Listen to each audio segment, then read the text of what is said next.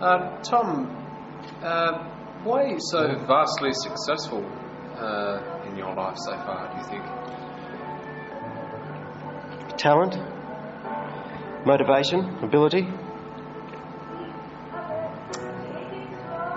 forward vision, Right. an element of luck, I imagine. Whereabouts were you born, Tom? I was born in Sydney, New South Wales.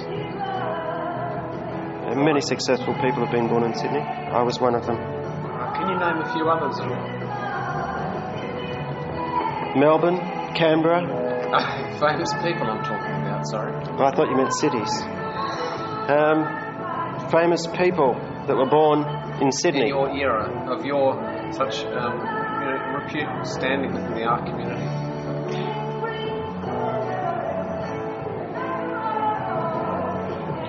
Frank Lloyd, somebody. Right.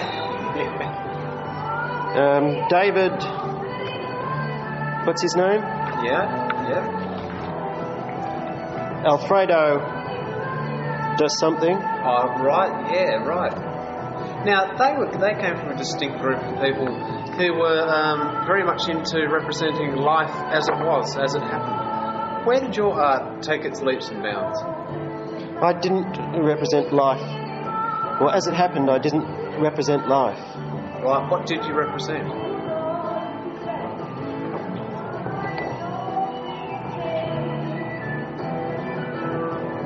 Perhaps you'd care to see some examples of my work. I would love to. As copied by the noted English painter Francis Bacon. Right. Oh, right. That's one of your works there. Well, it's a shabby imitation of one of my works.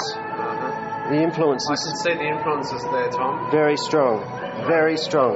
Now, Francis Bacon was obviously influenced by your work in the matter of speaking of expression and fluid brushstrokes and the lucid representation of figures. I couldn't have put it better myself. Right, neither could I. Tom, can you tell me a little bit about your experiences during the 70s anyway?